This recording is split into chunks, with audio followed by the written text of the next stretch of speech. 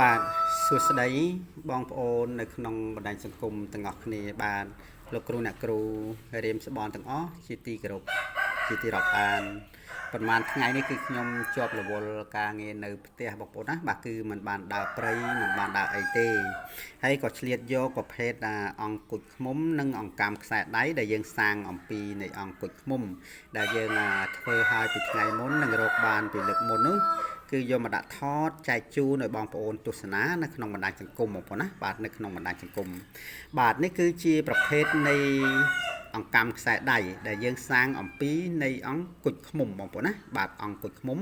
បងប្អូនដឹងស្រាប់ហើយពីអានុភាពនៃការប្រើប្រាស់ប្រភេទនៃអង្គគុជឃ្មុំសម្រាប់ខាងស្បែកស្វិតស្បែកគង់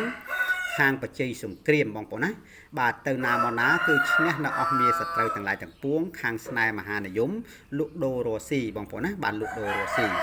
បាទនេះគឺជាប្រភេទនៃអង្កាំខ្សែដៃដែលយើងសាងអំពីនៃអង្គគុជឃ្មុំបងប្អូនណាបាទនេះຂະຫນາດ16លីបងប្អូនណាបាទຂະຫນາດ16លីនេះគឺយើងស្រួលពាក់ស្រួលទុកស្រួលដាក់ស្រួលថែរក្សាស្រួលដាក់តាមខ្លួនសម្រាប់បងដែលគាត់មានគេថាមានមេតធំបងប្អូនណាបាទមានគីឡូ7 8ទៅគឺពាក់ត្រូវតែម្ដងបងប្អូនណាຂະຫນາດ16លីនេះគឺមិនធម្មតាទេគឺស្អាតបងប្អូនណាបាទគឺស្អាតណា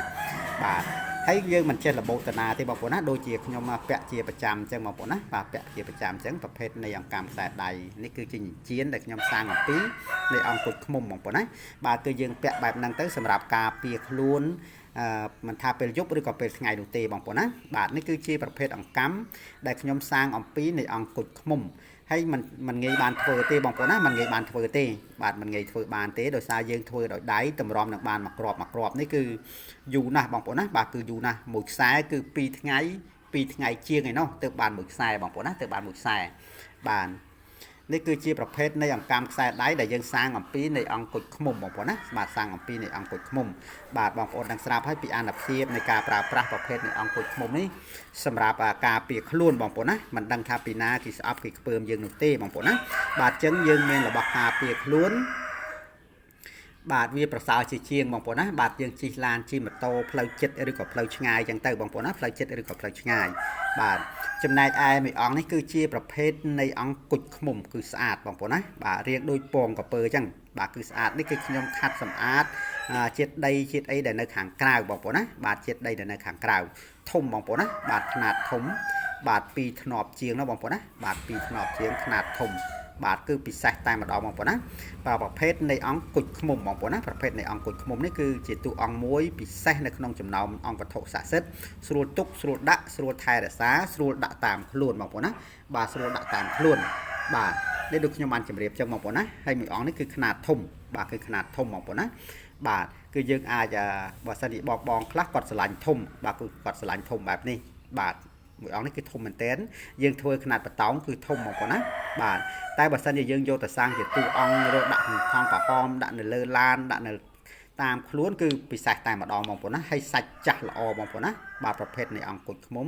បាទសាច់ស្អាតបងប្អូនណាគឺសាច់ស្អាតណាបាទនេះដូចខ្ញុំបានជម្រាបចឹងបាទហើយខ្ញុំមានគ្រប់ទម្រង់បងប្អូនណាមានតូចមានធំមានមូលមានវែងមានខ្លីបងប្អូនណាបើសិនជាបងប្អូនដែលគាត់មើលឃើញហើយស្រឡាញ់ចង់បានបងប្អូនណាបាទគឺសូមតំណតាមលេខទូរស័ព្ទខ្ញុំបាទដែលនៅខាងក្រោមឬក៏តាមរយៈលេខ Telegram ខ្ញុំបាទគឺលេខ Smart នឹងឯងបងប្អូនណាគឺលេខ Smart នឹងឯងហើយបងប្អូនអាចកំងឲ្យខ្ញុំសាងជាតួអង្គបានបងប្អូនណាសាងអំពីនៃអង្គគុជឃ្មុំឬក៏អង្គថ្មភូស៊ីលឈើអីផ្សេងបានបងប្អូនណាបាទនេះដូចខ្ញុំបានជម្រាបចឹងបាទប្រភេទនៃរបស់ពិសេសបងប្អូនណាបាទរបស់ពិសេសដែលយើងទុកគ្រប់វិជាថែអាសាតាមខ្លួនជារៀងរាល់ថ្ងៃចឹងទៅបាទមិនធម្មតាទេបងប្អូនណាបាទលោកនឹងតាមគុំក្រងនឹងតាមថែរក្សាយើងបាទនេះដូចខ្ញុំបានជម្រាបចឹងបាទហើយចឹងក៏អត់មានអីទៀតទេបងប្អូនណាបាទក៏សូមឲ្យបងប្អូនទាំងអស់បាទជួយចុចសញ្ញាពាក្យថាជាវនិងសញ្ញាកណ្ដឹងជូនខ្ញុំបាទផងពេលដែលខ្ញុំបាទមានរបស់ថ្មីខ្ញុំតែងតែយកមកថតផុសចែកជូនឲ្យបងប្អូនទស្សនានៅក្នុងបណ្ដាញសង្គមបងប្អូនណាបាទហើយបើសិនជាខ្ញុំនិយាយទៅក៏លើសលួសនៅពាក្យសម្ដីត្រង់កន្លែងណាមិនសមរម្យក្តី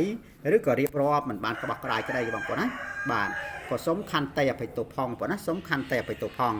បាទនៅចុងបញ្ចប់នេះក៏សូមជូនពរឲ្យបងប្អូនទាំងអស់ជួបប្រទះតែសេចក្តីសុខនិងសេចក្តីសប្បាយ